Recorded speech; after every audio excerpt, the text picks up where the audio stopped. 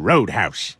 Roadhouse. Damn, guys, you have no idea how long I've been waiting to make that joke. So we're here talking about the remake of Roadhouse. The original obviously was released 35 years ago. It starred the late Patrick Swayze, may he rest in peace, as Dalton, a no-nonsense bouncer. And of all people, this version of Roadhouse was directed by Doug Liman, a huge name in the director's chair. And it stars Jake Gyllenhaal taking over the reins of Patrick Swayze as Dalton. It's exclusive on Amazon Prime right now, and you can stream it anytime you want. I had no idea Roadhouse was even getting a remake. I heard rumblings about it, but I didn't know that the plan fully came into fruition. And I was very curious because Jake Gyllenhaal was involved. So if you've seen a Roadhouse movie, you pretty much know the drill. Dalton takes a job as a bouncer at a Florida Keys roadhouse instead of in Missouri, only to discover that this paradise is not all it seems. Which leads to a bunch of sweaty, grimy, disgusting, bloody action, and Dalton taking nobody's bullshit.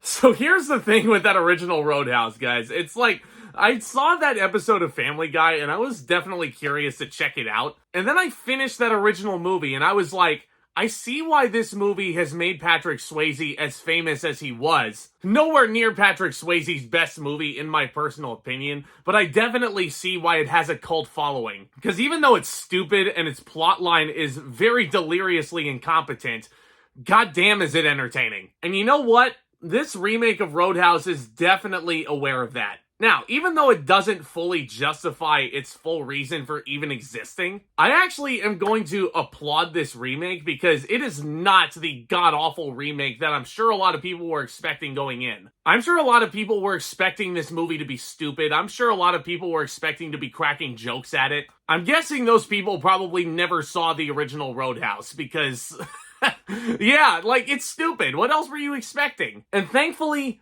this movie knows how stupid it is. And it never goes as far as taking itself too seriously. But I've gotta applaud this movie for taking a well-known cult action story and then updating it to set it 35 years in the future. Missouri is not a desirable location to be a bouncer at. How about set it in literal f***ing paradise in the Florida Keys? It is absolutely breathtaking location. But to contrast that, you have some absolutely raw, gritty action sequences going in, and that honestly is my biggest praise of this version of Roadhouse. It's the action. Doug Liman really knows how to handle an action movie, guys. I don't know what else you want me to say. He's proven in the past that he can handle a really solid action movie. The hand-to-hand combat in this and the choreography is stellar. There's broken glass, there's broken pool cues, there's beer all over the floor. Just in terms of production and set design, this is just, it's a really fun-looking movie. And you can sense that every single actor involved knew how dumb this movie was, but they were going to go in there and just have a blast with it. Jake Gyllenhaal really has become one of my favorite actors working right now, because his whole filmography, when you look at it, he can take the most ludicrous and unhinged scripts like Donnie Darko or a Nightcrawler, and then he can do something silly like this. And no matter what script he has in front of him, that man understands the assignment. And man, Jake Gyllenhaal is freaking yoked. That's actually my favorite update that they had, was the overall backstory of Dalton. Because when you meet Patrick Swayze in the original Roadhouse, he's just a normal security guard. He's a bouncer. So he knows what he's getting himself into. The fact that this version of Dalton, a bouncer, is so out of his wheelhouse, but he's still selected because he fought in the octagon. That's right, Dalton is an ex-UFC badass. Somebody that if you encountered in a dark alley, boy, you best be ready to fear for your life. Because this Dalton will surely kick your ass.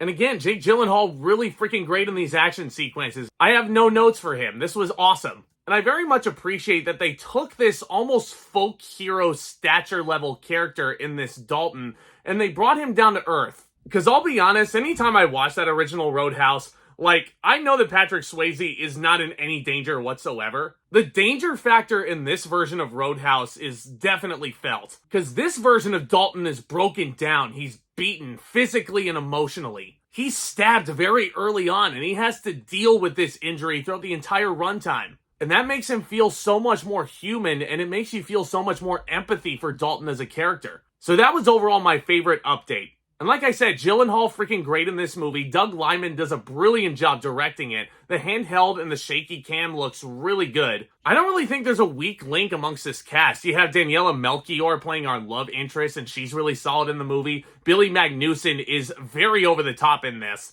And you want to talk about over the top? Let's talk about Conor McGregor for a second, shall we? It was really cool to see him in this movie, man. I remember 10 years ago when Conor McGregor was a huge deal in real life in the octagon. And say what you want about the little lad, the little Irishman, but he's one of the greatest fighters to ever step foot in a UFC octagon. Only a small handful of people who have ever fought in the UFC have held 2 belts at once. So the fact that you have Conor McGregor in this action-centric movie, that only ups the badassery in my opinion. And if Conor McGregor inside the octagon is already a charismatic, over-the-top style villain, then imagine this version of Conor McGregor. It's almost like if the rumors were true and Conor McGregor actually did sign with WWE. They always say WWE characters feel like the real-life versions of those people amplified to the nth degree. That's what Knox feels like if Conor McGregor actually stepped foot into the squared circle. And holy mixed martial arts Batman, yes, he's great in these action sequences as well. Him and Jake Gyllenhaal have such great chemistry together. There's a big brawl that takes place towards the end of the second act that is just mwah,